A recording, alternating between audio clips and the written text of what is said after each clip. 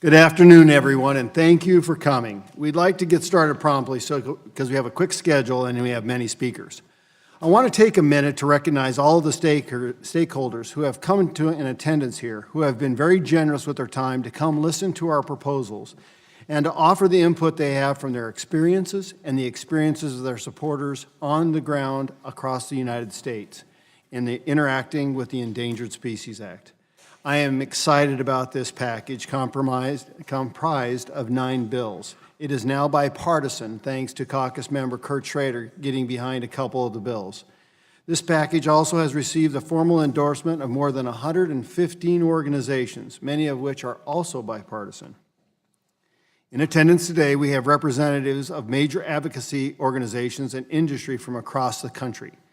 I believe I've spotted as RSVPs today an incredibly diverse span of organizations ranging from the American Farm Bureau, the National Endangered Species Act Reform Coalition, Western Energy Alliance, the Independent Petroleum Association of America, Americans for a Limited Government, the Competitive Enterprise Institute, the American Exploration and Mining Association, the National Association of Home Builders, the National Water Resources Association, the National Rural Electric Cooperative Association, and American Petroleum Institute, and just a few to name that.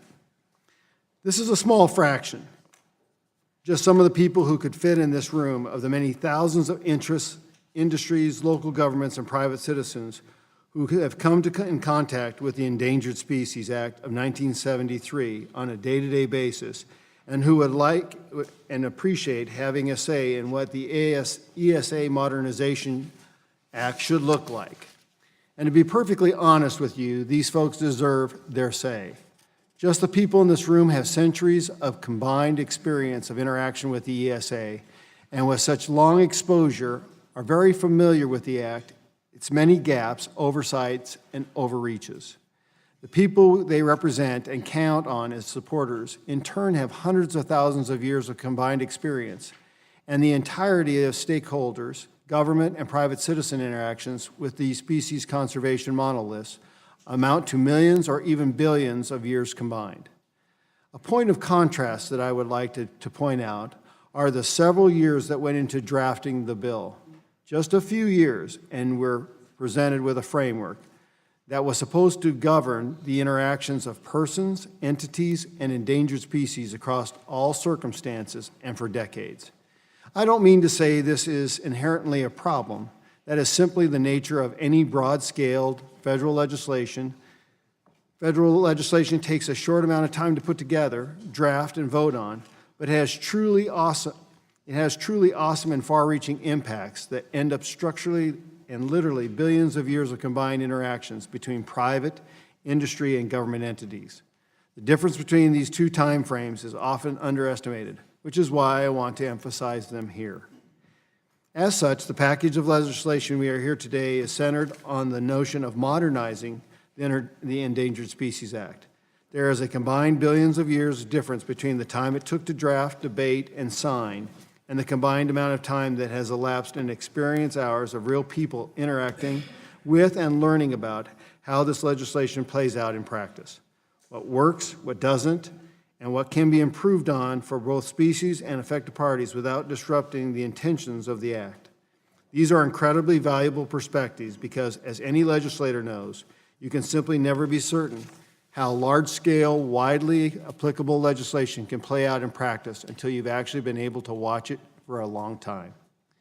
It is this time scale gap that any modernization effort of the ESA must address, and I hope I've made clear that that is a tall order. To that extent, these bills should be understood in the context of the enormity of the challenge they are seeking to address.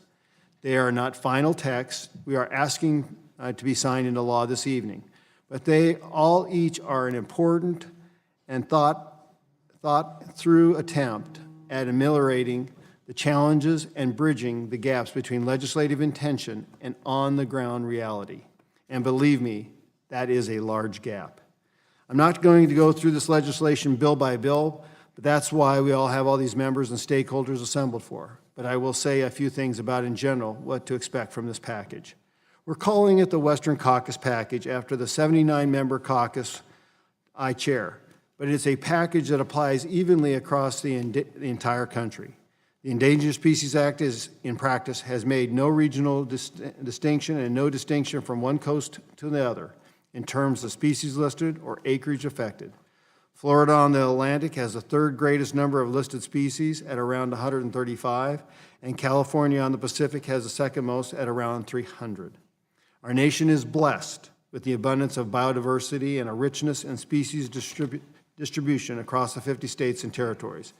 Everyone here agrees with the premise that we should make all the reasonable efforts to protect species facing extinction as a result of human factors. Agreeing on that premise means that we can go forward in good faith to analyze on the premise means that and purpose improvements of the Endangered Species Act to the benefit of all involved parties, species, industry, government, and citizenry alike. It is an issue that pits every interest imaginable against one another, but our job as federal legislators is to balance these interests appropriately and enshrine that proper balance in legislation. With that, I acknowledge the gentleman to my left from California, Mr. Doug LaMalfa from California, for his comments. Thank you, Chairman Gosar, for this effort today, with this forum, this opportunity for us to put out the reasons why ESA, though important, does need reform. It was signed into law over 40 years ago to protect and recover vulnerable species. However, to date, only 2% of these species listed as endangered have been fully recovered, which is a failure, not a recipe for success. Reform is clearly needed to help refocus the efforts of the federal government to recover species in a timely manner rather than list them indefinitely, wasting millions of taxpayers' dollars as well as those of private business and industry in trying to comply. In my area, for example, the gray wolf and valley elderberry longhorn beetle are two species in my district that have been on the list for nearly 40 years. The gray wolf, of course, has been recovered in many other parts of the country, and as far as the longhorn beetle, it was recommended by wildlife entities 10 years ago to be delisted, yet endless studies, endless delays will leave it on the list, thereby driving up cost of doing things such as levee repair and flood control because they cannot finish the list. Despite overwhelming evidence that these species be listed as recovered, environmental groups flood federal agencies with petitions and threaten litigation to hamstring the recovery and delisting process, thereby scaring those entities into keeping them listed, which is exactly why we need the caps on the attorney fees, so there won't be an incentive for ESA-related litigation and would end frivolous lawsuits and the practice of extremist groups using the government as a business plan at the expense of hardworking Americans. In addition, we need to increase the transparency. When the federal government limits Americans' access to their public lands, their ability to conduct business and even use their own property, it shouldn't take a subpoena to receive the documents used to make these decisions. We also need to ensure local stakeholders are involved in this process. Often the best stewards of our lands and the knowledge of them are the local landowners and local entities, those small businesses, anybody nearby that knows the land, understands the wildlife, understands the conditions it takes, whether it's fighting fire, fighting flood, or just getting along. We should do everything possible to involve them in the process of stabilizing species as well. These reforms being presented today represent a number of measures in which the 73 law can be updated and modernized, allow the federal government to implement a more practical approach to managing and recovering these species.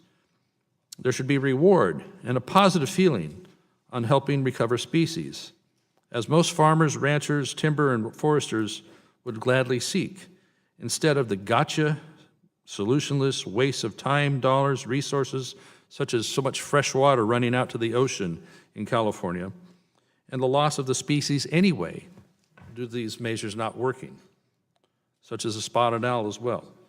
Despite the effort, ESA should be a positive, not weaponized against people who produce. Thank you, Mr. Chairman. You're back. Louisiana, Mr. Johnson is recognized. Thank you, Mr. Chairman, for the opportunity to be here and share my support of the measures under consideration. And thank you sincerely to all the witnesses for joining us and for all of your efforts and support on these important measures.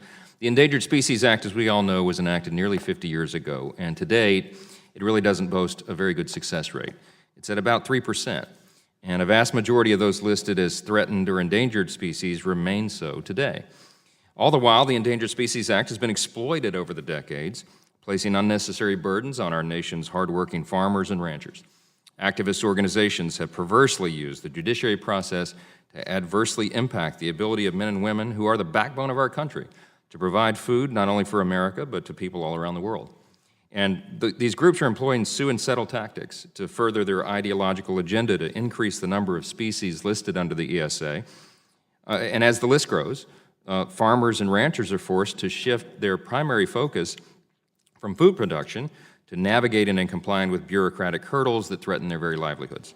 My bipartisan bill, the Way Habits Offsetting Locational Effects Act of 2018, or the WHOLE Act, would require the appropriate agency to consider the totality of conservation measures already in place when determining whether a potential federal action will jeopardize species or habitat.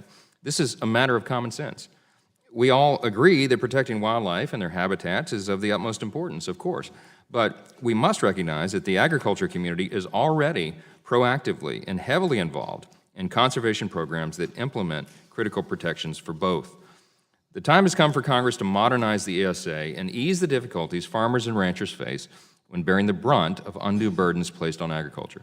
The WHOLE Act takes a holistic approach to protecting species and preserving habitats, ultimately helping our nation's farmers and ranchers get back to doing what they do best, and that is providing a safe, sustainable food source for our nation. I'm proud to join my colleagues on the Western Caucus to better protect species and to treat property owners, states, and local communities as partners rather than obstacles in these efforts. We can do better than a 3% success rate, and it's past time Congress modernized the ESA. I urge my colleagues in the House to support the package, and I thank my friend, the chairman from Arizona, Mr. Gosar, for his leadership on this issue. Appreciate the time again, and I yield back. I thank my friend from Louisiana. The gentleman from Kansas, Mr. Marshall, is represented. Thank you, Chairman. It just seems like yesterday I was hunting prairie chicken for the first time with my dad and my uncles. I was 10 years of age, had a single shot, full choke H&R shotgun. Saw a prairie chicken land out in the middle of my grandfather's pasture, and I asked my dad if I could go try, and he kind of laughed and said, "Sure, go ahead." But I got him. I got that prairie chicken and took him home and dressed it and had prairie chicken and noodles that evening at my grandma's house.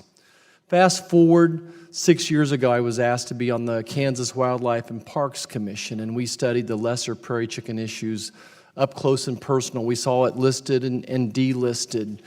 And I'm proud to report that today the prairie chicken population, the lesser prairie chicken population, is up 70-some%. It had nothing to do with the ESA, though, why that population increased. It has everything to do with a little bit of rain and habitat. You know, those are always just the secret ingredients, which aren't so secret. So the rain made the habitat come back, and it was a partnership between some committed ranchers and farmers, a partnership with the government in allocating CRP and EQIP dollars for that habitat as well. And then getting the buy-in from private businesses as well, the oil and gas industry, the wind energy, the electric co-ops, all those people cooperating to make sure that that habitat was being taken care of. But mostly it was a family, the Hamey family in the western part of my state, that just went back to basic practices of knowing when to burn the pasture, when to graze the pasture, just very basic principles. And they may have more lesser prairie chicken on their land than several other states combined. But it's people who solve the problems, not necessarily federal government. So, you know, in my experience, the ESA has almost become a cumbersome issue. It prevents economic development, but if you look at its visions and goals, what impact has it made?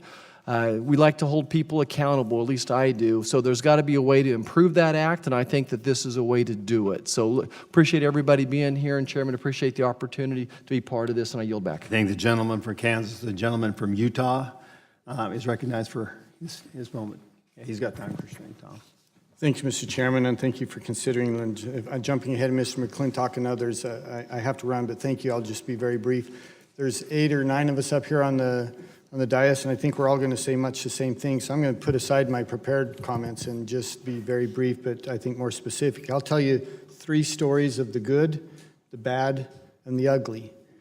First, let me talk about the good. We have an example where in my district, Washington County formed a partnership with the county, the local government, Fish and Wildlife Service, and the BLM to restore habitat for the desert tortoise. As a result of that partnership, we now have the highest density of desert tortoise in this habitat anywhere in the country. That is a great example of the good, of how it should work, with community impact considered and community input to the problem and how to fix it. Now an example of the bad, unfortunately, and this is one of many that any one of us could tell stories similar to this. 40 or 50 miles north of this success story, there's another one with the prairie dog, where they were listed not as endangered but threatened. It stopped economic growth in that county almost entirely. You couldn't build a house, you couldn't build a store. They had prairie dogs that were chewing on graves in the cemeteries. We had prairie dogs that were digging up the runway and the taxiway at the airport, and they could not go out and fix it because of they might endanger one of these prairie dogs. And to the point where we asked them to count the prairie dogs on private land, because prairie dogs, turns out, they're not stupid. And they'd rather live where there's alfalfa and cover and food and water. They don't want to live out in the desert and sit on a hot rock all day. And the federal government was only counting the prairie dogs that were sitting out in the desert and ignoring the 80 or 90% of them that were living on private land. Could not get them to do that. That is an example of the bad. And I'll end with the ugly, and that is 3%. A 3% success rate. For my heavens, if you were a quarterback and you only completed 3% of your passes, if you were a pilot like I was and you only hit the target 3% of the time, or if you're a congressman, you only got 3% of the vote, hard to call that a success. And that's what we're living with here. You can't justify a 3% success rate. So Chairman and the other members, thank you all for your concern and for your commitment to trying to change this. Look, we can do better. That's the bottom line. We can do better. And these bills are evidence of that. Thank you. I thank the gentleman from Utah. The gentleman from Minnesota, Mr. Emmer, is recognized for his time. Thank you, Chairman Gosar, and to all my colleagues who are here. Modernization of the Endangered Species Act is long overdue. And it's something that, as my colleagues have so eloquently been speaking about, and as I hear from the many people in my state who do support this and should support this, environmentalists, conservationists, outdoor enthusiasts, livestock farmers, and even people who own pets.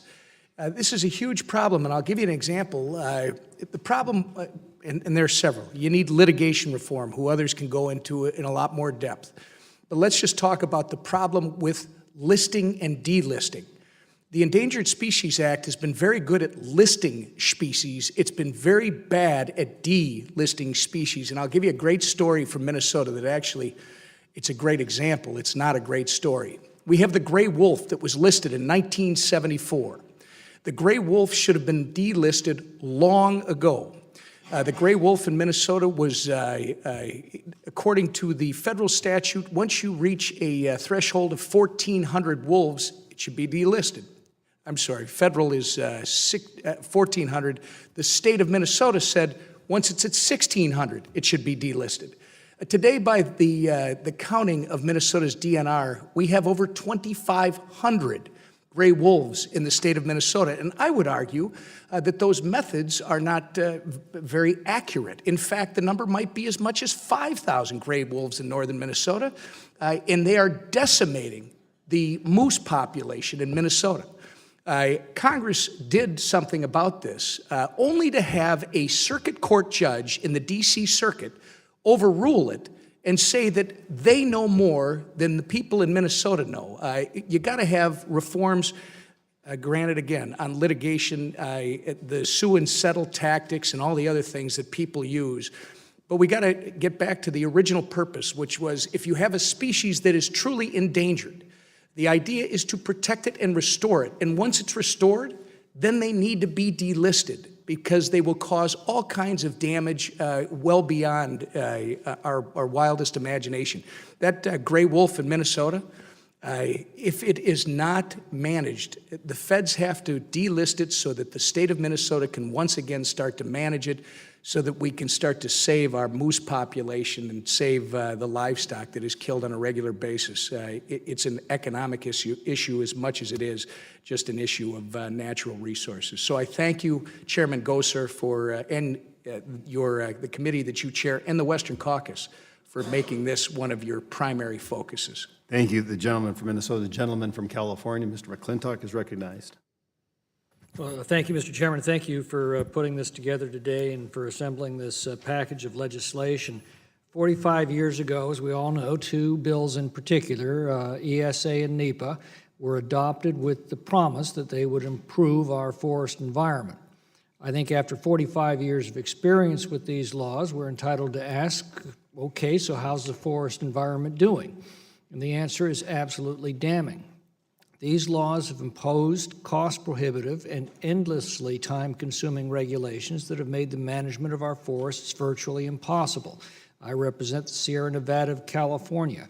We're now carrying 4 times the tree density that the land there can support.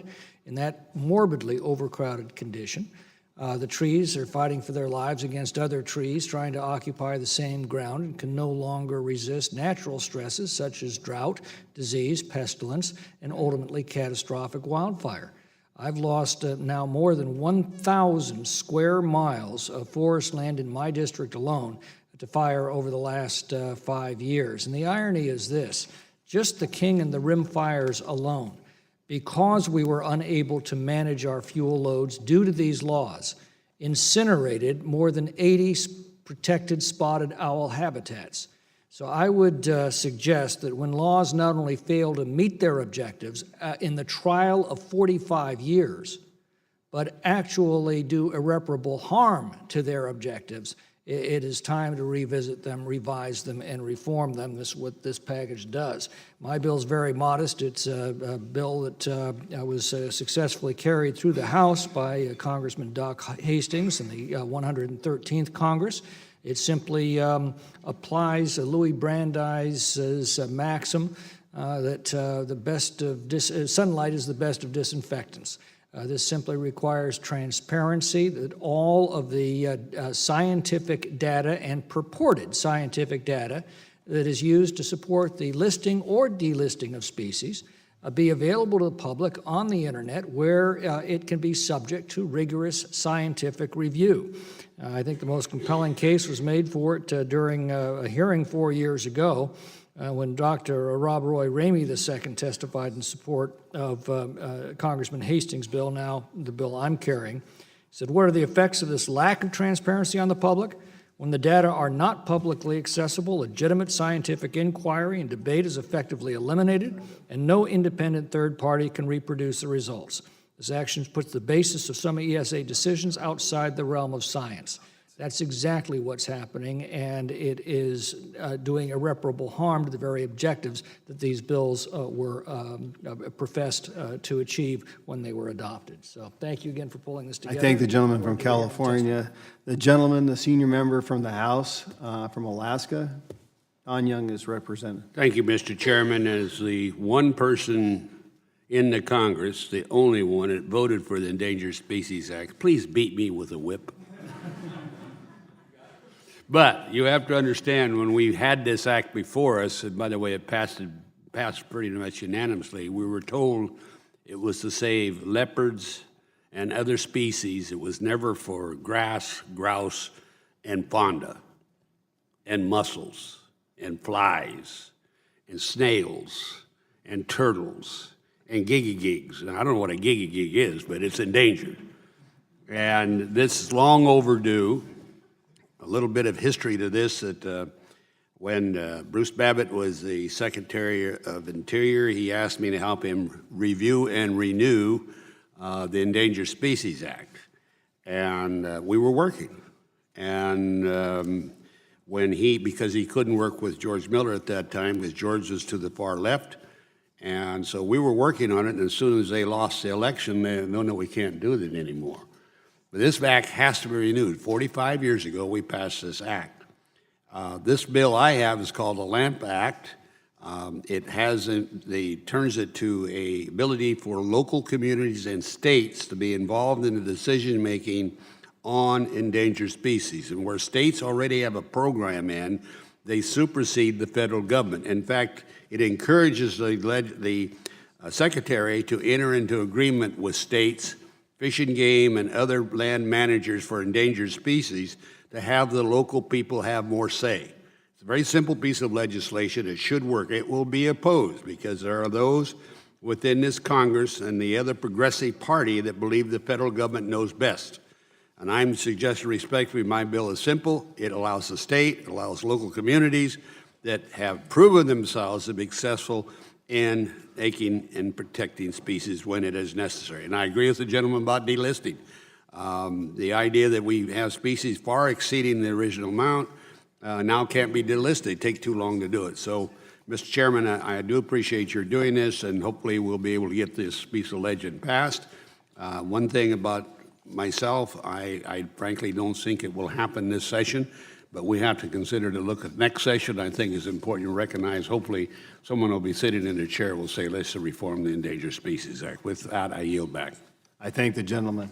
The gentleman from Pennsylvania, Mr. Thompson, is recognized. Thank you, Chairman. Appreciate you pulling this together. I appreciate this group of bills that's coming together. Some folks may ask why someone from Pennsylvania is a part of the Western Caucus. I represent the eastern frontier of the Western Caucus, I guess. But it's because of issues like this, the Endangered Species Act, and certainly having the Allegheny National Forest and just forestry issues. There's just a lot of issues why I'm very proud to be a part of the Western Caucus. And specifically with the Endangered Species Act, I really appreciated our former chairman when he convened an endangered species hearing, former chairman of the Natural Resource Committee. He did it in Pennsylvania so that we could show that this is an issue that impacts every state. And with the impacts that you're hearing about today. So when the Endangered Species Act was signed into law in 1973, the goal was simple: safeguard endangered species and assist in recovery of their population. If you heard from our remarks from the Dean of Congress, said, you really couldn't refute that. Since then, though, no recent attempts have been made to reform or reauthorize this essential piece of legislation. By reauthorization, that means bringing up to date, bringing it into the 21st century. And what we're doing today, I think, does that, the efforts that we're launching here. Over the past several years, the Congressional Western Caucus has been working and leading together to determine what parts of the Endangered Species Act are broken and develop solutions to repair the law. ESA is in dire need of modernization reform, and solutions that are going to be rolled out today that we'll see will first address the broken litigation process that incentivizes litigation for profit at the expense of the taxpayer, and I would say at the expense of species, including the human species within our rural communities. Number two, it addresses the lack of clear listing and delisting criteria. Three is address the lack of transparency in the ESA decision-making and data collection. Four, consider the needs of the state more seriously. And five, address unnecessary impediments to economic development and land management that affect endangered species. The Endangered Species Act was the third most expensive and litigious statute for the Department of Agriculture, and the most expensive and litigious statute for the Department of the Interior. ESA litigation cost the Department of Agriculture $1.63 million from 2000 to 2010. Cost the Department of Interior $22 million from 2000 to 2010, all at the expense of the taxpayer. These frivolous lawsuits have severe consequences on local economies. Additionally, the absence of state consultation weakens the overall data that can be used to justify ESA listings and recovery plans, really speaking to the lack of effectiveness of what we've seen with the inability to things of not delisting. The state and local expertise is needed to strengthen and streamline the Endangered Species Act listing and delisting process, and I'm happy to say that these issues are addressed in some of the bills being rolled out today. I'm proud to be a co-sponsor of these bills. The Endangered Species Act is in dire need of modernization. I'm eager to work with my colleagues to address these needs and reform this outdated law.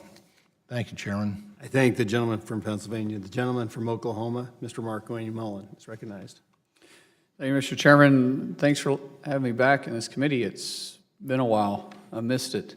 Of course, I moved up in the world. I used to be way down there. So I appreciate the opportunity to sit up here. Chairman Bishop, thank you.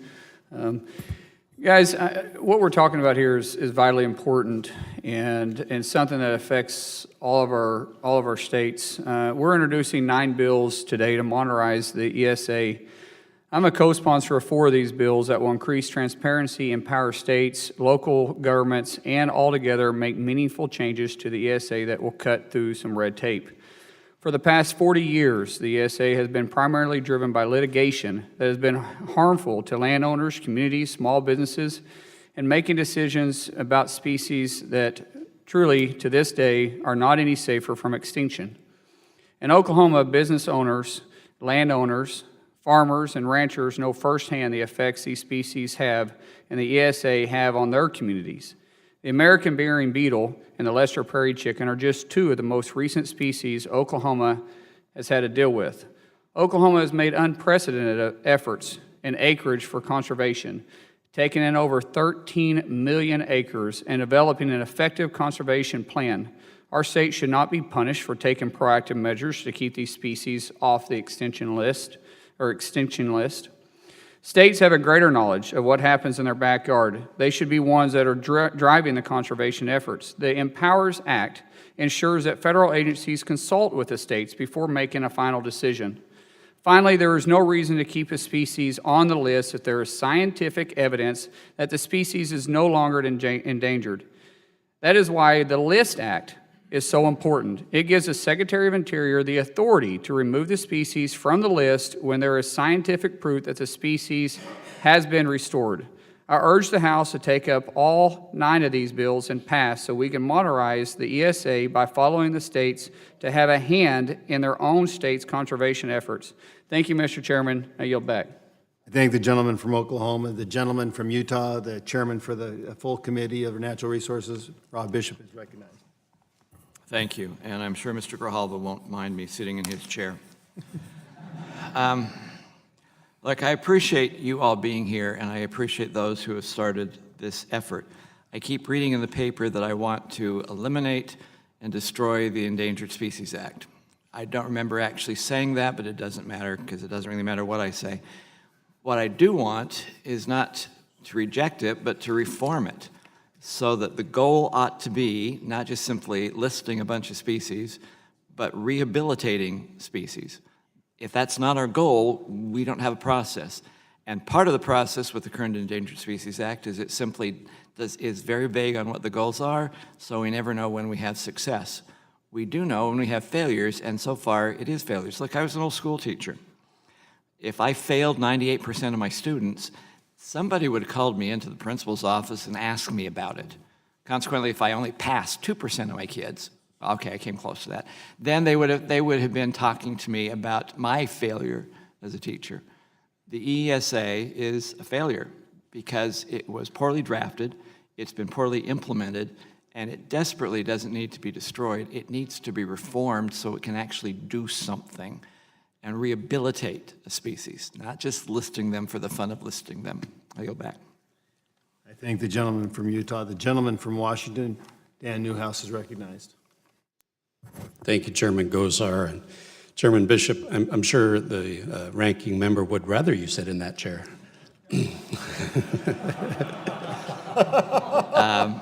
We'd have more fun, but that's okay. But I appreciate this opportunity, and thank you for providing it for us to discuss an issue that certainly has profound impacts on rural districts across the West, certainly in central Washington state. Maybe you all know, but I'm a farmer, a lifetime resident of central Washington, and I've always said that as a farmer, I consider myself a conservationist, and farmers are stewards of our rich natural heritage, land, air, water, and certainly that includes our incredible wildlife. So when we discuss this, the eminent law that governs the recovery of wildlife species, the ESA, and has been said several times, the dismal 3% recovery rate over 45 years, I think that's something that we should all be very concerned with. And so today we come together, my colleagues here, stakeholders, interested individuals, to advocate for certainly what could be called a robust modernization of this law, and I'm proud to be a co-sponsor of the pieces that are included in this package. They're common sense. They demonstrate the kind of good governance that we all seek to bring to every issue that we work on in this legislative body. So I appreciate that. But unfortunately, and you've touched on this some, whenever anyone talks about reforming ESA, it's instantly castigated by the detractors as something that's just radical and should not be. It becomes the third rail, so to speak. And so we're not anti-wildlife. We want to actually help preserve these species. And so in that light, Mr. Chairman, I've been working on a couple of pieces of legislation that are included here that will make simple, targeted reforms to the ESA, and I would say that they're anything but radical. So let me give you just a couple of those examples. The first is H.R. 1273. It's called the 21st Century Endangered Species Transparency Act. Now, this is a radical idea, right? It would simply require that data collected and utilized by federal agencies for an ESA listing decision be made publicly available on the internet. Pretty simple stuff. The second one, H.R. 1274, the State, Tribal, and Local Species Transparency and Recovery Act. This would require federal agencies to disclose all data used to promulgate a listing determination to the states affected by federal regulatory actions. I'm grateful to the full committee, the Natural Resources Committee, and Chairman Bishop for marking up this bill earlier this year and passing it out of committee. Mr. Chairman, by authorizing some of these simple provisions that are included to update and modernize the ESA, we can bring this outdated law into the 21st century and be certain that local entities can provide input on matters with potentially significant impacts on their communities. So these ideas are anything but radical, and we should be enhancing this law to improve our ability to save species, not just keeping the same old rusty relic of a generation ago that is ineffective at addressing threatened and endangered species. So I want to thank you, Mr. Chairman Gosar, all the Western Caucus members, all of the stakeholders that are here today. Thanks for coming together and really taking leadership on what has proven to be a very difficult but important issue. So I yield back, Mr. Chairman. I thank my friend from Washington. The gentleman from South Carolina, Mr. Ralph Norman, is recognized. Thank you, Mr. Chairman. I want to thank the committee for taking the lead on this. Thank each one of you. I'm a real estate developer from South Carolina, and I can't tell you how outdated this ESA is. It's not that it's wrong. It just hadn't been modernized, brought up to the times. What can you name me that doesn't change in 2 years, much less 45 years? And so I applaud the committee for doing this. I'm in full support. What I'm sponsoring a bill is the PREDICTS Act. What this does is it codifies the fact that you can't, after you get your plans approved for whatever development that you're doing, they can't come back after the fact and either add a species that's on the endangered list or modify it. And let me tell you what that means. Our company has been victimized or weaponized by this. To get into a project and then all of a sudden find out that we have disturbed the nest of the hill splitter snails.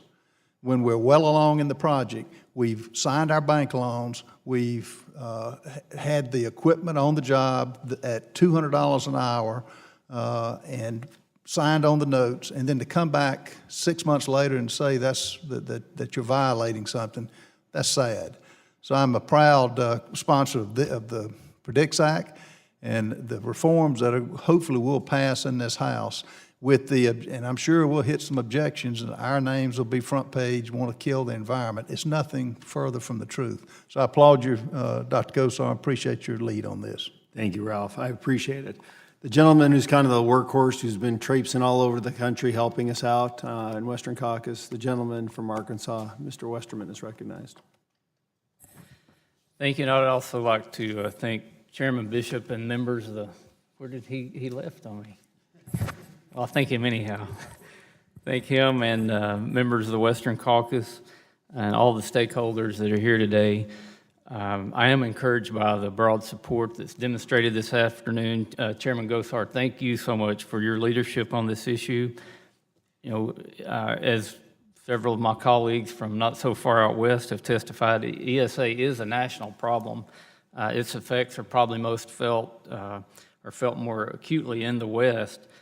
But I appreciate your work not only back in Arizona, but here in Washington as we work to solve the problems that have been brought on more by the abuse of the Act than what the Act was ever intended to be. You know, the Endangered Species Preservation Act was passed the year before I was born. And when I was in elementary school wearing bell bottoms, the Endangered Species Act was passed. ESA is a vital component to our nation's conservation laws, but it's an 8-track law in a Spotify world. We need an effective law to conserve endangered species. And this forum provides us with a way to explore how we update those laws. We are here to ensure that the Endangered Species Act continues to protect both species and local economies, all while avoiding the costly lawsuits brought on by loopholes in this aging text. I was going to point out that most things, like Chairman Bishop, get better with time. The Endangered Species Act hasn't changed over time. We need to update this law. An area where I've been focused on working on this reminds me of back when I was in college, and there was a real problem with the students with excessive amounts of parking tickets being written on campus.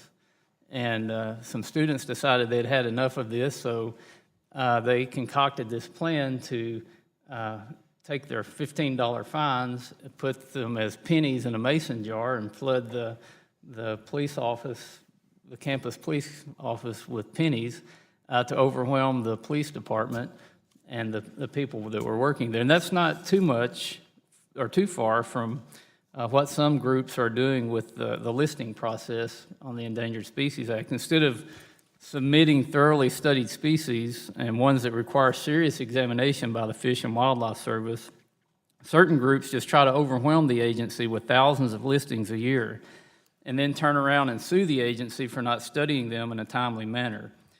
This broken process results in three things. Number one, it's costly to the American taxpayer.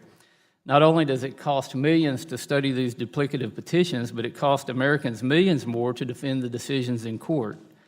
Second, because Fish and Wildlife Service has no legal defense when they blow past deadlines, the service often settles with these outside groups, frequently agreeing to absurdly fast decisions on species that have not had a balanced review. And finally, perhaps worst of all, it cements understudied and sometimes healthy species on the threatened and endangered list, which deprives valuable time and resources away from species that need real action.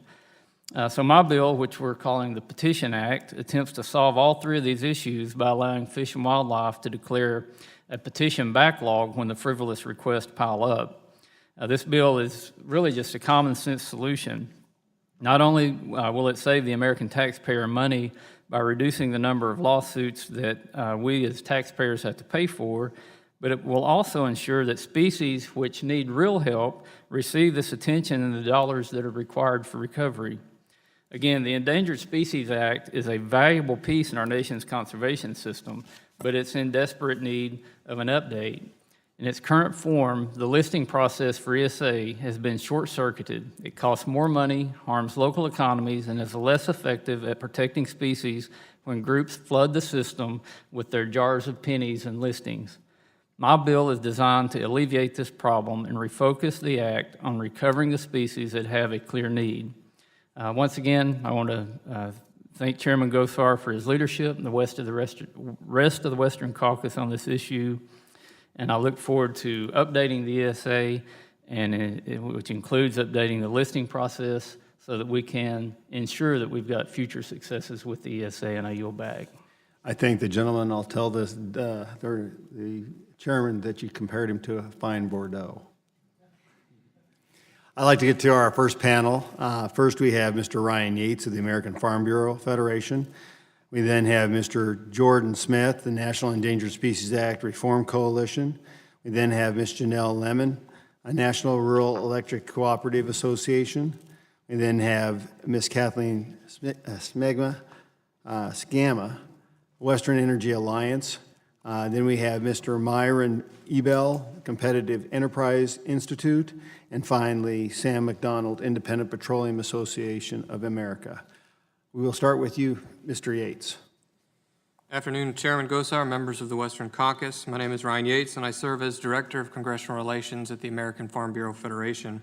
On behalf of the nearly 6 million Farm Bureau member families across the United States, I commend you all for your leadership in the development of common sense modernizations and modifications to improve the Endangered Species Act. As has been said previously, for the last 30 years, Congress has been unable to successfully provide meaningful changes to the ESA.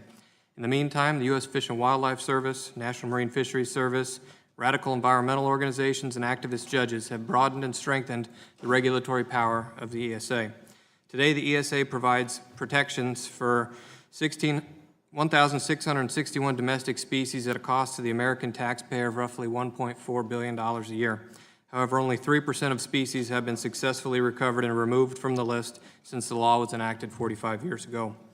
ESA modernization is necessary because there are clear shortcomings associated with the upkeep and recovery rate of listed species. Congress intended for the ESA to recover species from the brink of extinction, but the law fails to accomplish its intended purpose by prioritizing species listings over actual recovery and habitat conservation.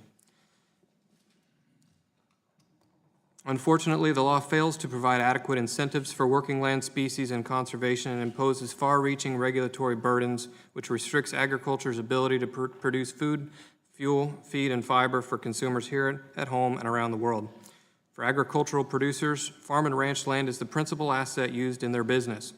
ESA restrictions are especially harsh for farmers and ranchers because the law can prevent them from making productive use of their primary business asset.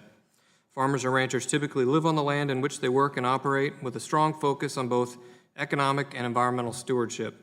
Despite the fact that the ESA was enacted to promote the public good, farmers and ranchers bear the financial brunt of providing food and habitat for listed species through restrictions imposed by the ESA.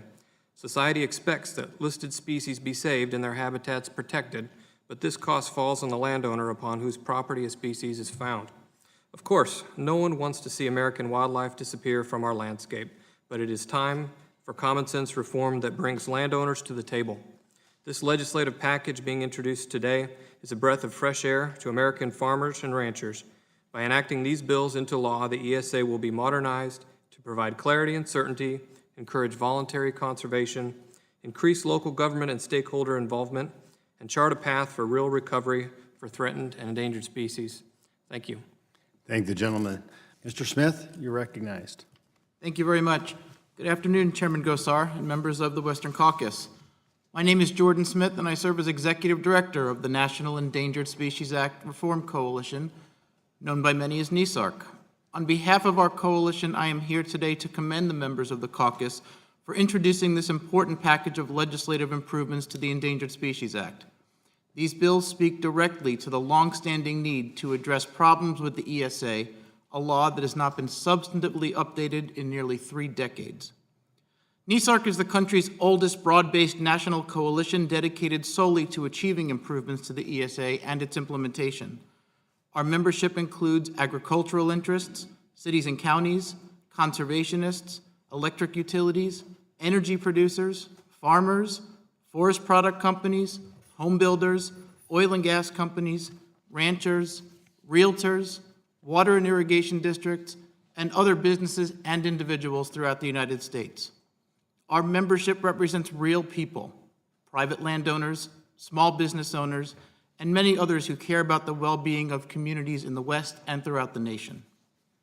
NESARC and its members are committed to promoting effective and balanced legislative and administrative improvements to the ESA that support the protection of fish, wildlife, and plant populations, as well as responsible land, water, and resource management. The bills being introduced today would make significant improvements to the ESA that are critical to the success of the law's intent to protect and recover imperiled species and the ecosystems upon which they depend. They are consistent with NESARC's underlying principles. For example, the List Act would require that delisting of species when objective, measurable scientific information demonstrates that a species is recovered. The PREDICT Act would provide for greater certainty and improved planning for incidental take permit holders and landowners entering into agreements to improve the status and recovery of at-risk and listed species. The EMPOWERS Act would provide for greater involvement of state and local governments with regard to ESA petitions and decisions to list species. The Storage Act would ensure that certain areas impacted by operations of water storage and similar facilities are not designated as critical habitat. The WHOLE Act would ensure that all species protections and conservation measures are considered in their totality when determining the likelihood of destruction or adverse modification of critical habitat. The Local Act would encourage voluntary conservation efforts and provide incentives for the preservation and recovery of imperiled species. The LAMP Act would increase state and local involvement in species management through cooperative agreements. The Petition Act would address the longstanding issue of petition backlogs, which drain limited federal resources and result in unnecessary lawsuits. And finally, the Endangered Species Transparency and Reasonableness Act would increase transparency, enlist greater consultation by states, localities, and Indian tribes in species listings, and reduce taxpayer-financed attorneys' fees to help invest more funding in actual species recovery. We have learned many lessons since the ESA was enacted nearly 45 years ago, and we need to make sure that this important law recognizes, accommodates, and encourages innovative and proactive efforts by private property owners, states, and local governments to recover species. NESARC and its members thank the Western Caucus for its leadership in pursuing these critical improvements to the ESA and its implementation, and look forward to working with the bill sponsors and other supporters of these measures as they move through the legislative process. Thank you. Thank you, Mr. Smith. Ms. Lemon, you're now recognized. Good afternoon, and thank you, Chairman Gosar and members of the Western Caucus, for this opportunity to provide this statement. My name is Janelle Lemon, and I am the Regulatory Director of Environmental Policy at the National Rural Electric Cooperative Association. On behalf of NRECA, we thank you for your commitment to modernize and improve the Endangered Species Act. NRECA is the national service organization that represents the nation's more than 900 not-for-profit, consumer-owned electric cooperatives that provide power to 42 million people across 56% of the nation's land mass. NRECA members own and maintain 2.6 million miles, or 42% of the nation's electric distribution lines.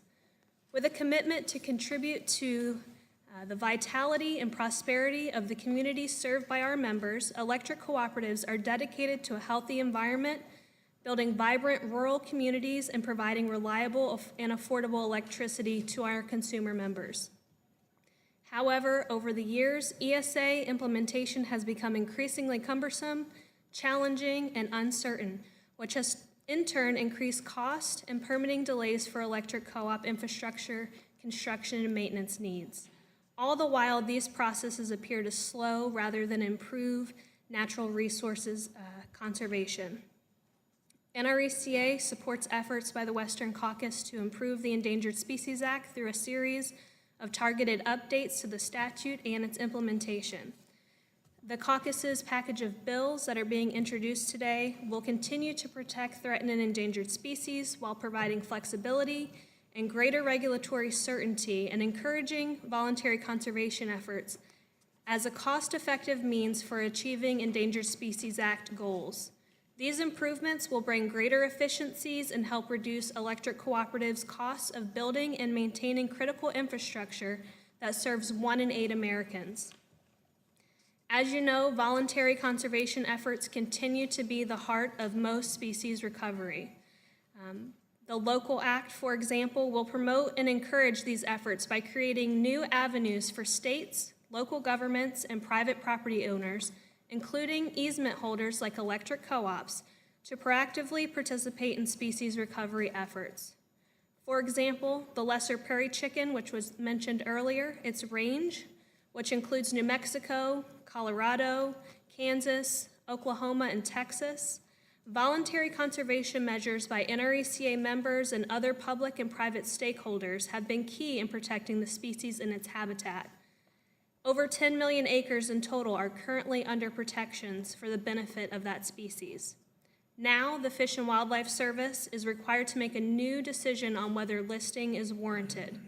Even if that species is listed in the future, participants in voluntary conservation programs need assurances that 1, their voluntary actions will be recognized, 2, that they will be shielded from potential liability for their activities, and 3, that additional conservation measures will not be imposed without future consent. The local act helps address those liability concerns and provides certainties about what the requirements will be for infrastructure projects. America's electric co-ops are committed to protecting the nation's natural resources while providing safe, reliable, and affordable power to 42 million Americans. We thank the Western Caucus for its leadership on promoting balanced and effective legislation that will help us achieve these important goals. NRECA and its members look forward to working with you as these bills move through the legislative process to achieve the protection and recovery of species. Thank you. Thanks, Ms. Lemon. The gentlewoman, Ms. Sagema, you're recognized. Thank you, Mr. Chairman. I'm Kathleen Skama, President of Western Energy Alliance. We represent oil and natural gas producers in the West. We thank you for these bills. Operators support real conservation of truly threatened and endangered species. Wildlife protections are built into everything we do out in the field. But ESA has become more about controlling land and reducing economic activities than about truly protecting species. And we see that in the fact that more resources are spent on process and litigation than on actual on-the-ground protection. For example, in 2014, with 2,271 species on the endangered list, or listed by ESA, almost 1,500 of them had about 162 million spent on actual conservation. That's less than 110,000 per species. But of 62% of species, only received about $20,000 or less in conservation funding. So it's not about actually recovering the species, it's just about the process. So the Alliance strongly supports reasonable incremental measures like these bills to modernize ESA. We especially appreciate the bills that encourage state, local, landowner, and industry conservation efforts and plans, and also efforts to make the petition process more reasonable so that less time and resources are spent on paperwork and process and more on actually conserving species. Thank you very much, and thank you for these bills. Thanks, Ms. Sagama. The gentleman, Mr. Ebel, is recognized. Thank you, Representative Gosar. I'm Myron Ebel. I'm the director of the Center for Energy and Environment at the Competitive Enterprise Institute. I want to thank you for holding this roundtable, and I'm pleased to participate in it. And I want to also thank you for the work, broader work of the Western Caucus. I'm a native of the rural Intermountain West, and my family still have ranch land in eastern Oregon, and we see the consequences of federal mismanagement of our public lands every single day through catastrophic fire and truly insane endangered species listings. I appreciate all of the sponsors and co-sponsors of these bills, and we generally support the purpose of each one of them. I admire your courage because, as Mr. Newhouse pointed out, if you want to change one comma in the Endangered Species Act, you get environmental pressure groups and the media accusing you of gutting the act. Well, I've been working on this on and off since 1990. And so far, I have nothing to show for it, zero. I was Don Young said not everybody voted, virtually everybody voted for it. There were a few who voted against it in 1973, and I think they should be, you should have a plaque with their names on it as heroes. I got involved in this when the spotted owl was being used to destroy the Northwest timber industry. And I was working for a member of this committee in 1995 when the Republicans took over and tried to seriously reform the act under Chairman Young. And my boss, John Shadegg, introduced the the Endangered Species Act Reform and Conservation Incentives Act, which I encourage you to look at. I also encourage you to look at this paper by Rob Gordon, a former staff member of this committee on a couple of occasions, including back in 2005 and 6, and then more recently, that the Heritage Foundation published this spring. He shows in this paper that many of the species on the list were either extinct when they were listed or were listed as a result of data error and should be delisted. Under the Obama administration, many of these species they started the process of delisting them on the grounds that they needed to show that the act was actually achieving something. And so they're taking species that were listed as a result of data error, and they're delisting them on the basis that they were recovered. So this is something that needs to be looked into. The Endangered Species Act's stated intention is to recover endangered species and protect the habitat for endangered species. It really hasn't worked out that way.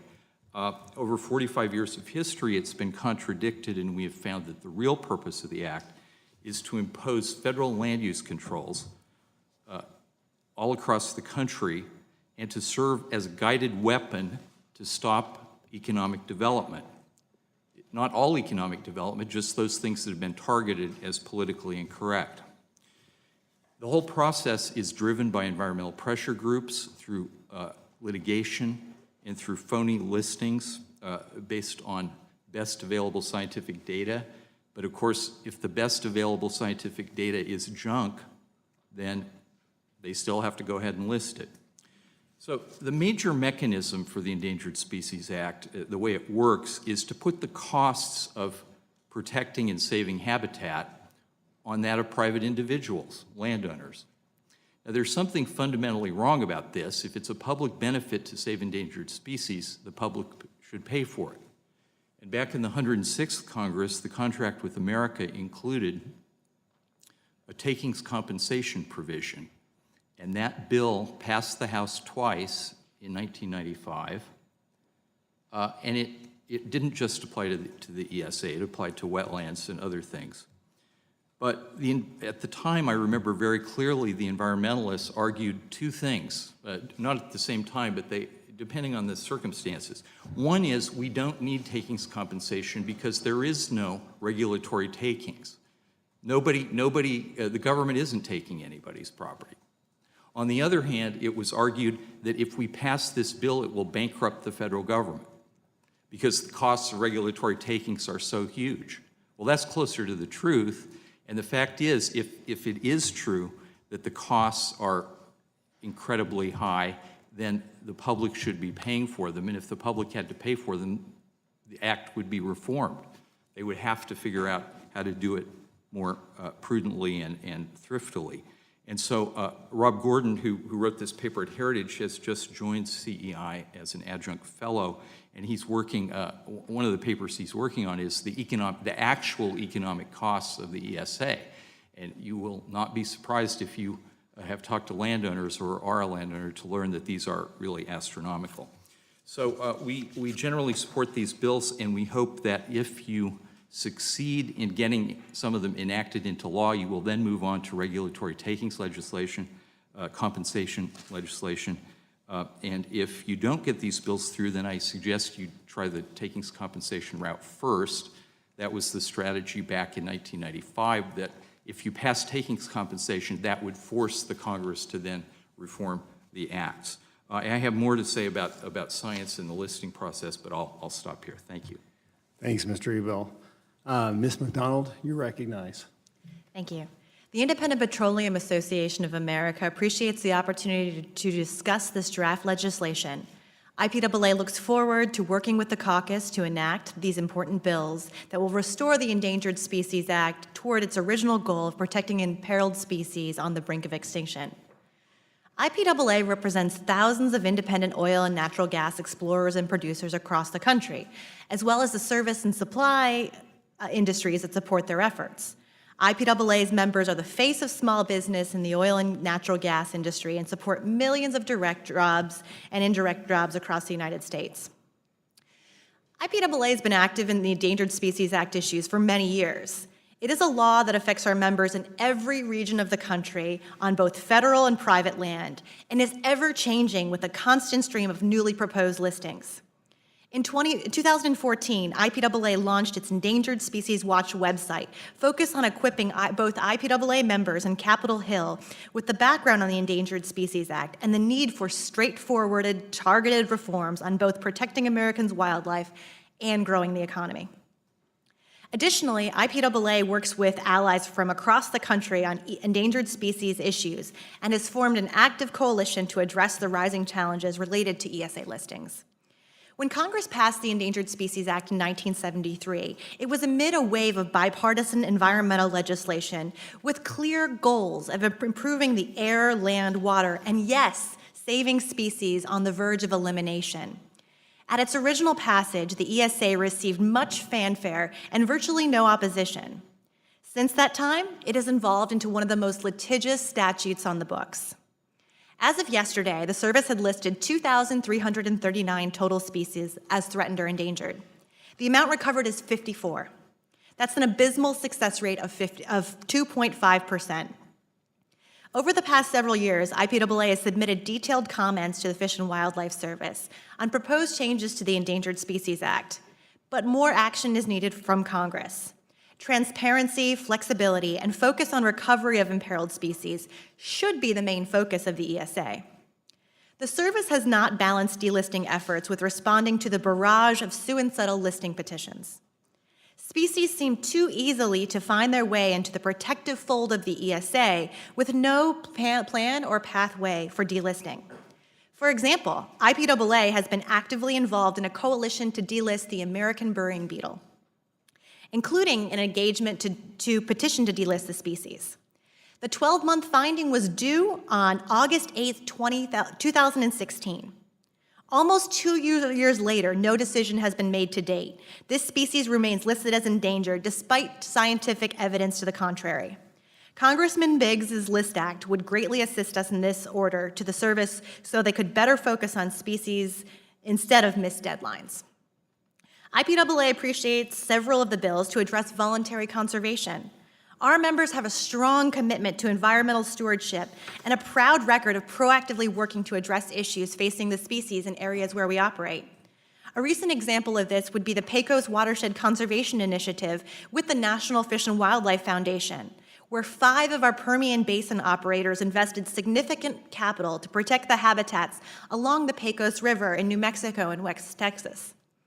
Additionally, IPAA is involved in voluntary conservation efforts for several key species, like the lesser prairie chicken, the greater sage-grouse, and the dune sagebrush lizard.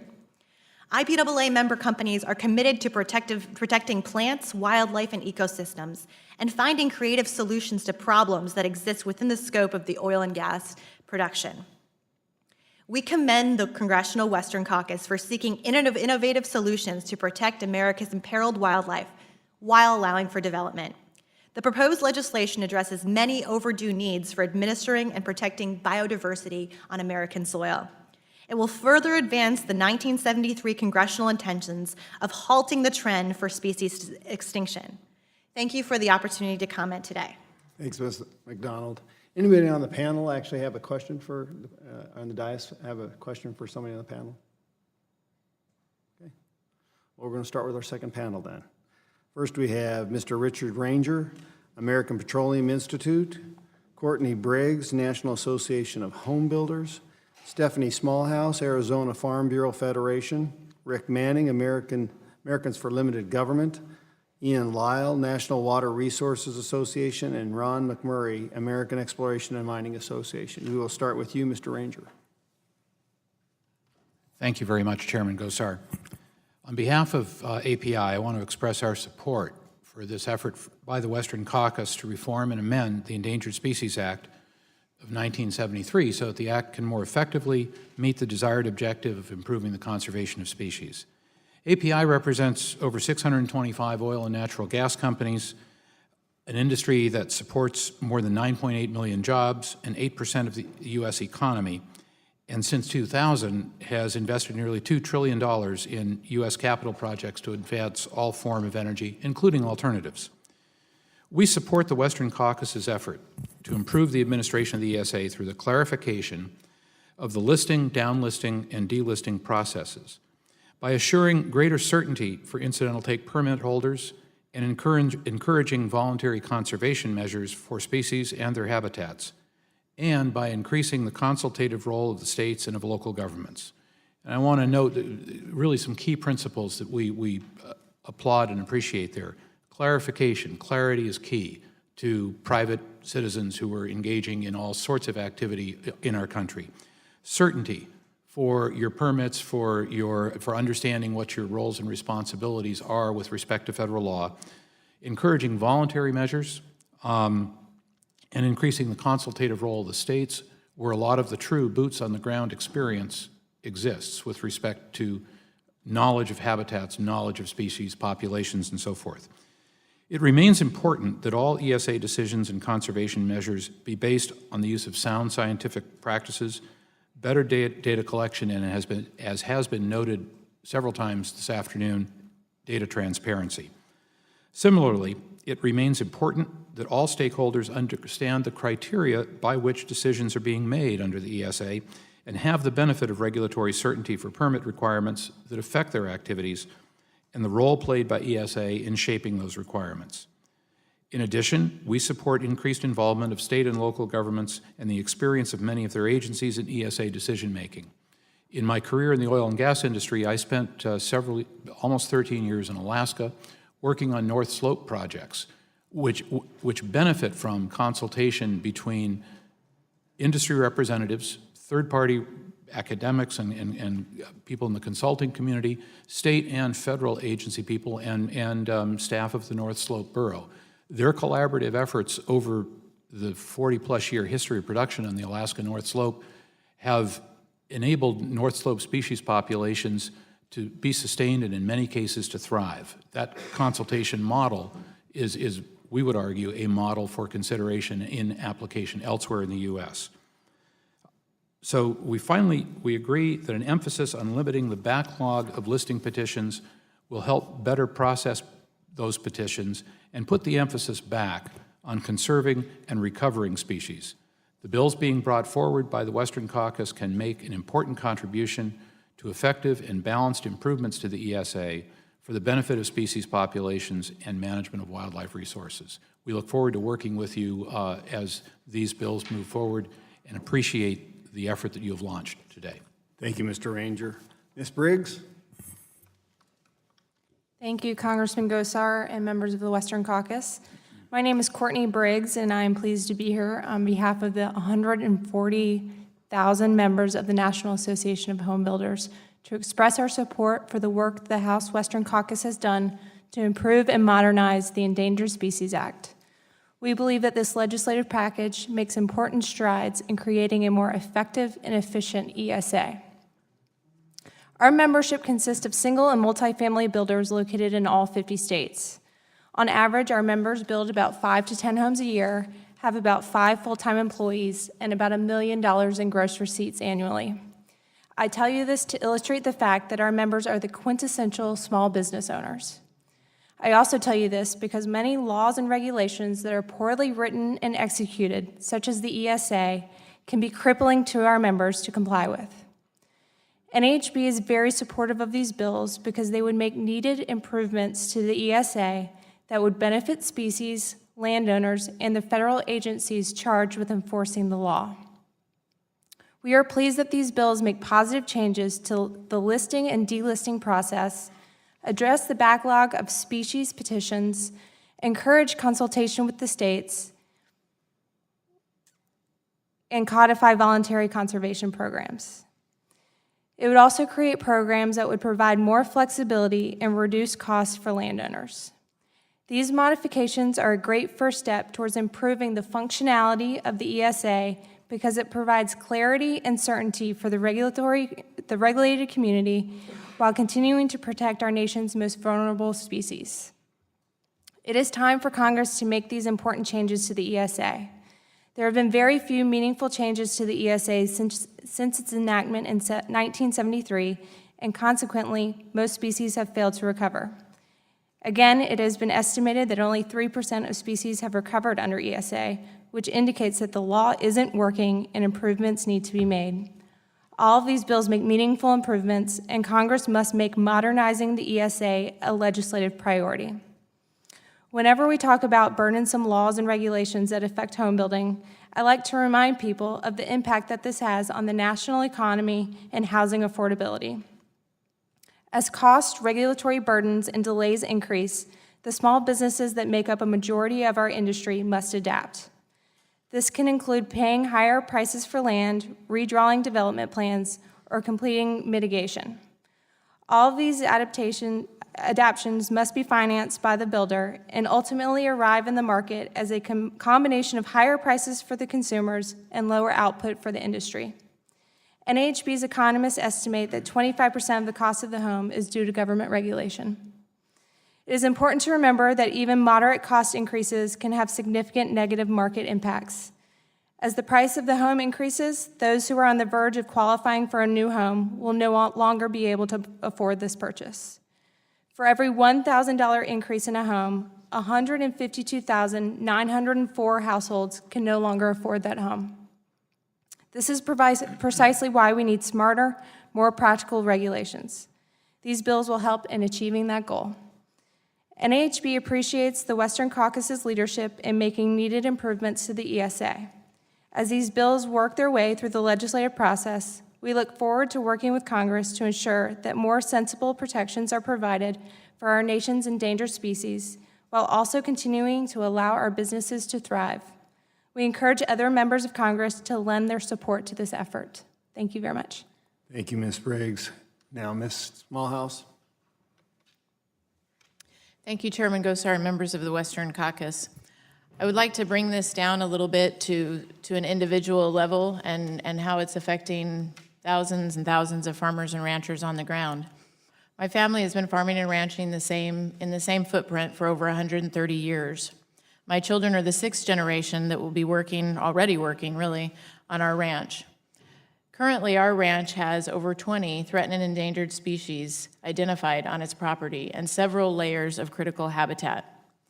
Speaking specifically to the science and the reforms that are included in the package of bills, I can tell you with 100% surety that there is no scientific information available to show that those species do occur on our property, have occurred on our property, or ever will occur on our property. The same goes for the critical habitat designations. These designations are made in a blanket fashion with no ground truthing of data. In fact, we have 4 species of fish that we are encumbered with in terms of endangered species designations, and many waterways that have no water.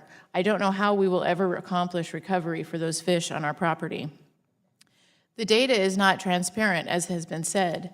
I have gone through several cycles of Federal Register commenting on these species, and rarely is the data available to me as a property owner to see why this restriction is being placed on my property. There are a few instances where I can pay $300 per subscription to try and get some of these journal entries. I don't think that's fair. In terms, as I have said, of the critical habitat, there needs to be ground truthing to actually prove that the habitat exists. We do not participate in any of the incentive programs, I should say in quotes, incentive programs that exist in the Endangered Species Act currently because we are worried about citizen lawsuits. Any kind of participation, which is quote unquote voluntary, opens us up for more litigation. The question, an important question, as has been stated before, who bears the cost of the recovery of these species? We have a handful of ranchers that live in Arizona that are living with the Mexican wolf. These people spend hundreds of thousands of dollars a year out of their own pocket their own family's business and taking away from their own family's heritage to compensate and to avoid wolf interactions. This is a societal goal. All of the people who want to see those wolves live in the city and don't have to live with the wolves themselves. We need to consider this. We need more local input into these decisions. I would much rather be working with a local government, whether that's state, county, or even a conservation district, a government that's accountable to me, who I can go and knock on the door and ask them questions, than with a far-off regional office in the Fish and Wildlife Service. I think it should also be recognized that there's unintended regulation associated with these designations. It's not just that you're worried about the federal government coming after you for something that you don't even know that you're guilty of. It's about local governments using this as a reason to further restrict you. In the early 2000s, I spent 2.5 years driving to Tucson, Arizona, several times a month, to defend our property against a county planning and zoning regulation, which would have created us as a biological preserve.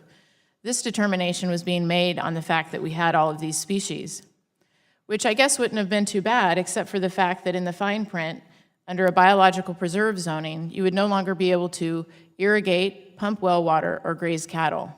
Well, that's pretty much what we do. We fought this for our survival, literally, for 2.5 years, and were successful in changing it. But why should I have to do that when the species that have been designated on my property don't even exist and the habitat does not exist? As was said earlier, I do feel like it is a weapon that's being used against my heritage, my family business, and my family personally.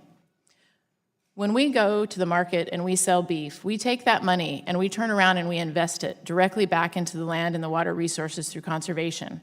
I feel like that's what will do more to recover the species than when litigants go to court and take that money and put it in their pocket or use it to sue the government again. Thank you very much, and I greatly support this package of bills. It's long overdue. Now, Mr. Manning, you're recognized. Thank you, Mr. Chairman, and for the entire Western Caucus who've put this together. It's truly a remarkable meeting.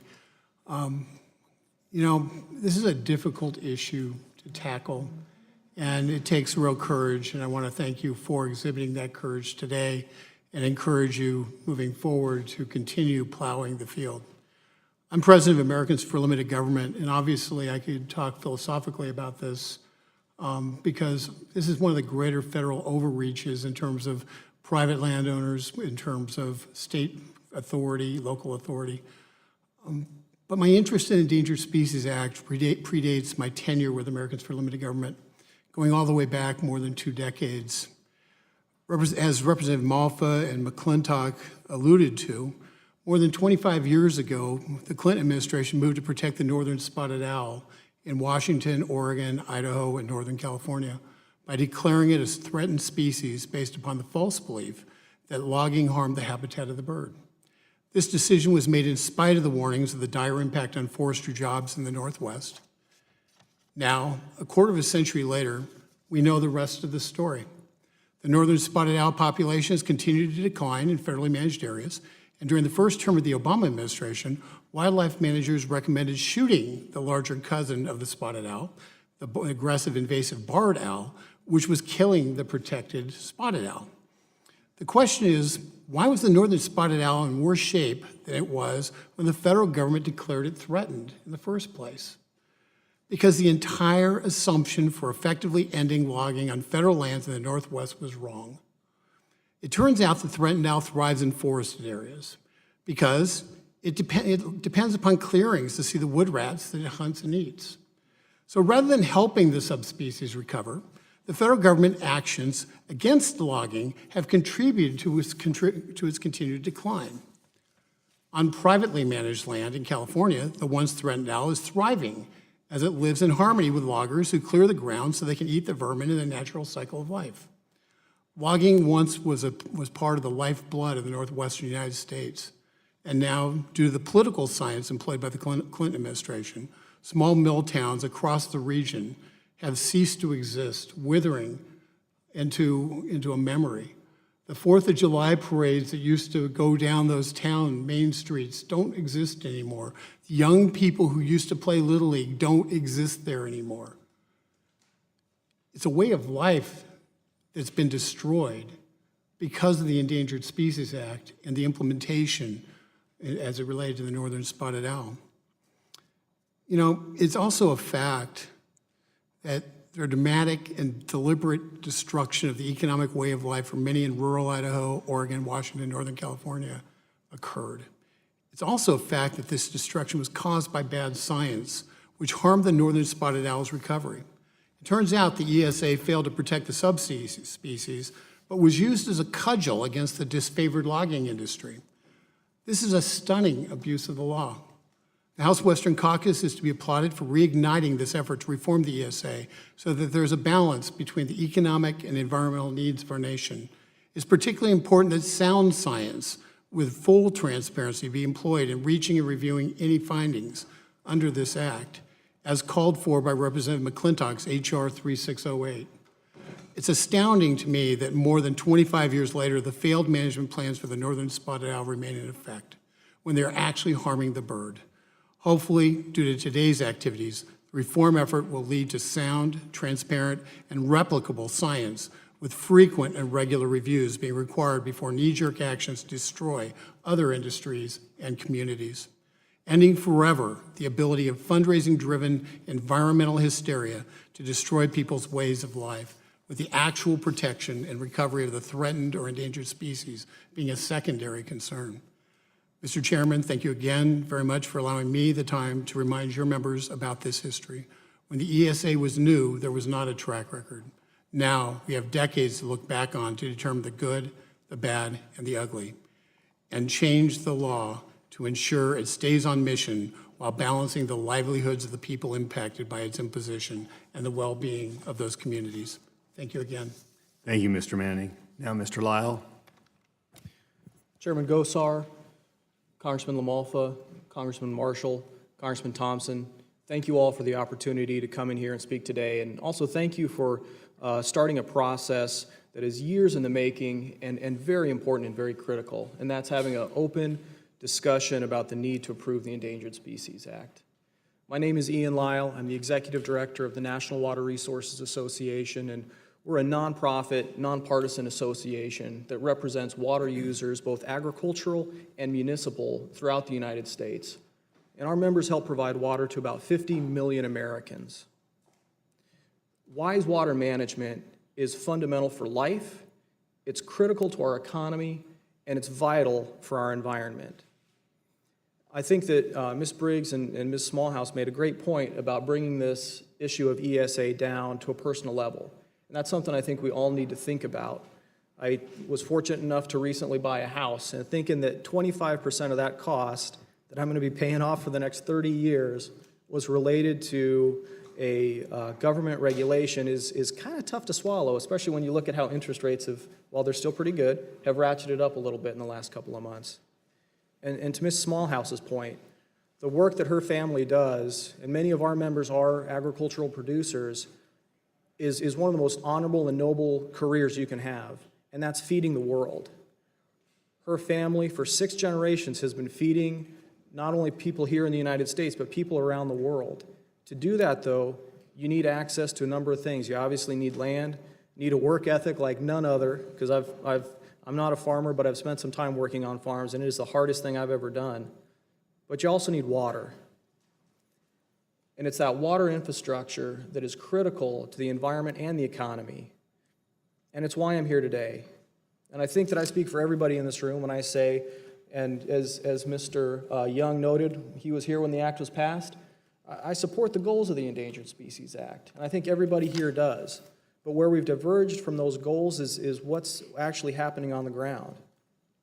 The Endangered Species Act can be improved, and it can be improved to work better for both species and people. In the West, we live in a region that makes up a majority of our nation's critical habitat. This is our home. It's in our best interest to ensure that this area we treasure is preserved for future generations. It's also an area where water and water infrastructure are critically important. In America, we are blessed to have one of the most comprehensive water infrastructure systems the world has ever seen. And this infrastructure was built thanks to the foresight and determination of prior generations. Individuals like President Theodore Roosevelt, who founded the Bureau of Reclamation in 1902. And as many folks know, President Roosevelt went on to found the National Forest Service in 1905, and he laid the groundwork for what would become the National Park Service in 1916. I don't think that it's a coincidence that the founder of reclamation, the founder of water infrastructure, was also the founder of conservation. Now, that truth that President Roosevelt recognized over 100 years ago is that water is critical to our nation. And this is just as true today as it was at the time of Bureau of Reclamation's founding. Unfortunately, today our nation faces some significant water challenges, and it's our turn to build on the steps of prior generations to take the steps necessary to ensure a safe, reliable, and affordable supply of water for the next generation. One of the key steps we can take, we're talking about today, and that's improving the Endangered Species Act. This can be done by focusing on species recovery, increasing transparency, using technology and scientific tools to help species improve, and focusing on collaboration and state and local government engagement. The bills that we're talking about today begin an important dialogue. That dialogue is critical for improving the ESA and ensuring a water supply future that's bright for our nation. Water supply in the West is critical not just to Western U.S., but to the entire nation and the entire world. The food grown by people like Ms. Smallhouse's family is sent throughout the nation. Here in Washington, D.C., if you go to the grocery store after this hearing on your way home, pick up a pack of produce. Odds are that if it originated in the U.S., it originated somewhere in the Western United States. But it's also important for the entire world. Agricultural contribution in the U.S. makes up over a quarter of food exports globally. This is extremely important when you consider that global food consumption is estimated to increase by 70% by 2050. Here in America, we will continue to play a leading role in feeding the world, but we can't do it without water. Improving the Endangered Species Act will help us protect species and the water supplies that future generations depend on. We can do better, we should do better, and we must do better. Chairman Gosar, I thank you and the other members of the Western Caucus for their leadership and this important dialogue that we're starting today. Thank you, sir. Thank you, Mr. Lyle. Mr. McMurray, you're recognized. Chairman Gosar and distinguished members of the Western Caucus, thank you for this opportunity. The American Exploration and Mining Association is proud to support the Congressional Western Caucus's comprehensive legislative package of these 9 bills that would modernize the Endangered Species Act of 1973. When the ESA was introduced, the noble overreaching goal of this legislation was to ensure the conservation and recovery of endangered species and their habitats. Unfortunately, the ESA has proved to be ineffective at achieving its original goal. And also, unfortunately, the U.S. Fish and Wildlife Service and the National Marine Fisheries Service spends more of its resources on ESA paperwork and litigation than providing on-the-ground resources for conserving species and their habitat. The lack of effectiveness of the ESA is clear, which is mentioned a number of times here this afternoon, that only about 2% of listed species have actually been recovered. Furthermore, federal ESA listings often thwart the conservation efforts at the state, local, and private sector level, and the threat of a listing may discourage voluntary conservation efforts under current regulations. The U.S. Fish and Wildlife Service and the National Marine Service should, and they don't, but should support and defer to state and local plans, and they should promote reliable voluntary conservation agreements. For the last 30 years, Congress has been unwilling to successfully provide meaningful changes to the ESA while just allowing the U.S. Fish and Wildlife Service and the National Marine Fisheries Service free rein to fundamentally alter and strengthen the regulatory power of the ESA through what they call rulemaking. That is why the time is now to pass this legislative package through Congress and get it signed into law. The LAMP Act, the Empowers Act, the Local Act, the Predicts Act, the Petition Acts, the List Act, the Storage Act, the Whole Act, and the recently introduced Act are crucial reform bills that identify critical concepts for ESA modernization and provides the foundation for sensible changes. The EEMA appreciates the Congressional Western Caucus's leadership on this issue. We stand ready to help you in any way that we can. Thank you. Thank you very much, Mr. McMurray. Mr. Lamalfin, you got a question? Certainly. Thank you again, Mr. Chairman. And what great panelists here. Thank you all. It's music to my ears, especially as a Californian with what we have to deal with out there a lot of times. So, you know, what do people need? Pretty much the basics. You know, food, fiber for clothing, shelter. Where's that going to come from? Farmers growing it, timber people cutting the wood to make homes, and somebody mining some rocks and sand in order to get it there. And the absurdity of California, we have to import sand and rocks from Canada to bring them into the Bay Area. And the absurdity of California and other areas, when we've had a fire where spotted owl habitat used to be, we still have to study it for a year and a half, thereby losing the option of salvaging the wood and making money back on that in order to put it on the road towards restoring it. Yet the private landowner next door is doing it as soon as the last fire's out. I want to ask Courtney Briggs here quickly on again, being a Californian here and the cost of homes. You're hearing the numbers. In the Bay Area, it's $1.3 million to live in a cracker box, which you're probably not going to build a lot more down there. But around my area, you know, Chico and Northern California, places like that, there's lots of good area to build upon, yet we're stopped by things such as meadow foam or you know, something found in a vernal pool which is wet for a couple hours after the rain. What do you see as being any kind of remedy? Because we end up having to build on floodplains, which then you have to build bigger levees for. Or we're building on prime ag ground because we can't build on areas that make sense maybe on the eastern slope of town here. What do you see? You talked about 25% being the number. I think it's a lot bigger than that when it's concentrated in California and areas like that where we have little land available. But would you touch more upon that? And do you see any remedy or any way to turn the quarter on housing? Because we need affordable housing. In Sacramento, we need more affordable housing. Well, who's going to pay for that? There's not enough money in the world to come from the Treasury to something that doesn't work. Well, first of all, California is a very special place. If you want to find an endangered species out there, they're endangered home builders. It's one of the more unique places because of state regulations, a lot of home building has come to a grinding halt. That 25% statistic is a national average. I'm sure it's much higher in California. What would you venture it would be for California? Oh, I'm not a numbers person, but I can ask our economists to crunch those numbers. But you know, I think a lot of the stories that I hear from our members, they get caught up in the ESA Section 7 consultation process, which can be long and laborious. And you know, if there was a way to improve the Section 7 process, I think that would be one way that we could improve the situation for our builders out there. But you know, right now, and I should mention that NHB is had a lot of concerns with some of the regulations that came out of the Obama administration, especially a regulation pertaining to critical habitat designations. And rolling back some of those regulations would be incredibly helpful nationwide for our builders. Yeah, I touched on that valley longhorn elderberry beetle. There's not even a beetle on the habitat they're talking about. You can't find the beetle there. But if the habitat exists, now it's protected no matter if the population is there or not.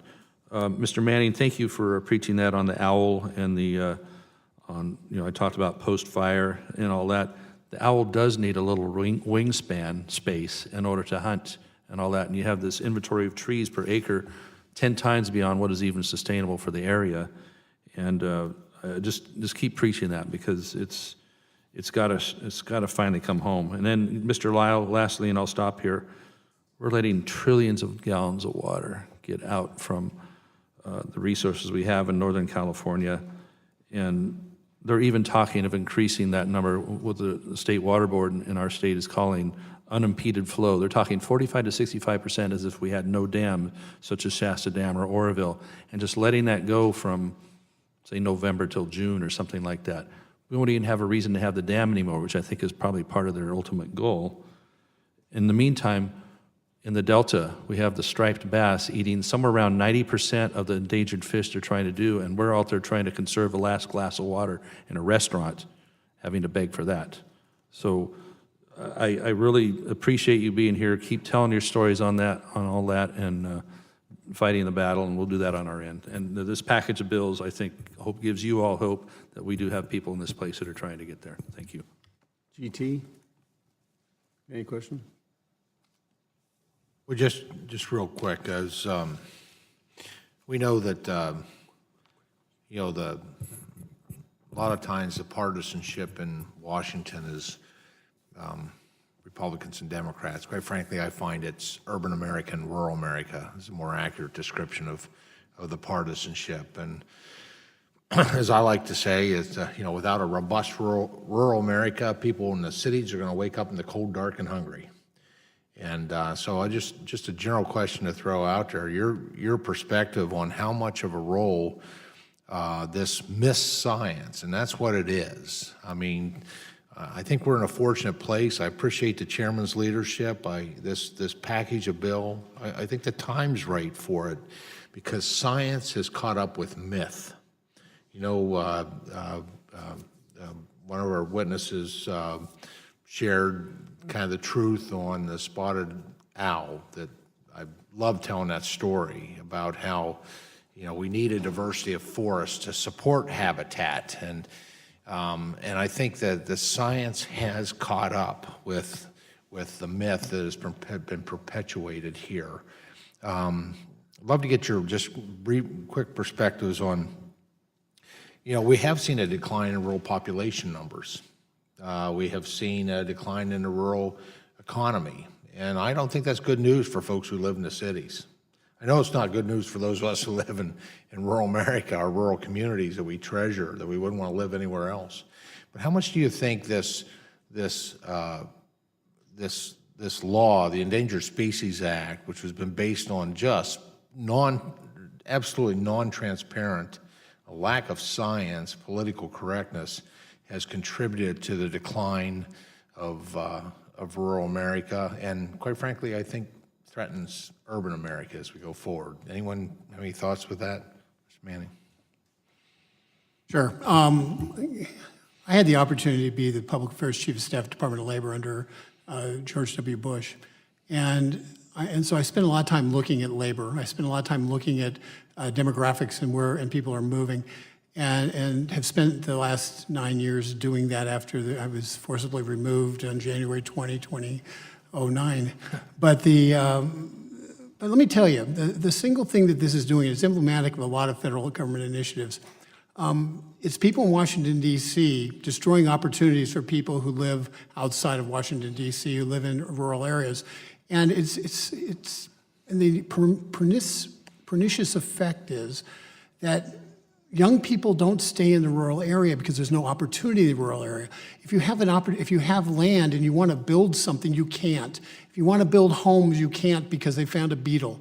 There's every single incentive under the law to stop the development of rural areas and to prevent opportunities in those rural areas and hollow out the hope in those rural areas. And as a result, what we have is we have an opioid crisis because we don't have hope. We have an economic crisis because the rural areas are poorer than the rest of America. And that's what's happened, and that's one of the net effects of the Endangered Species Act and many other things that are being done under good intention.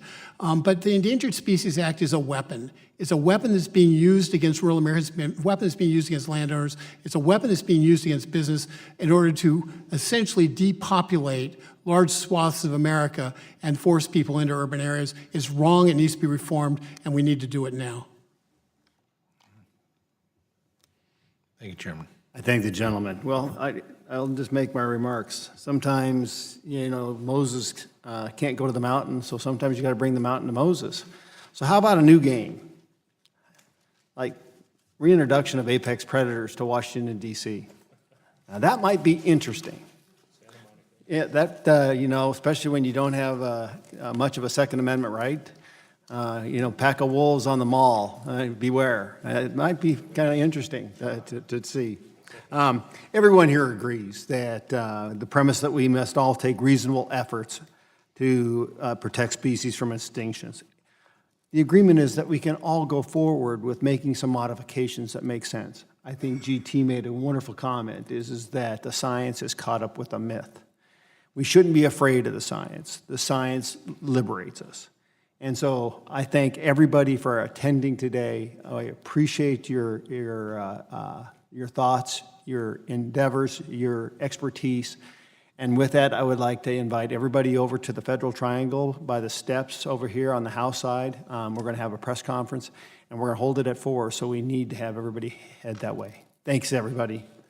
This then concludes our committee.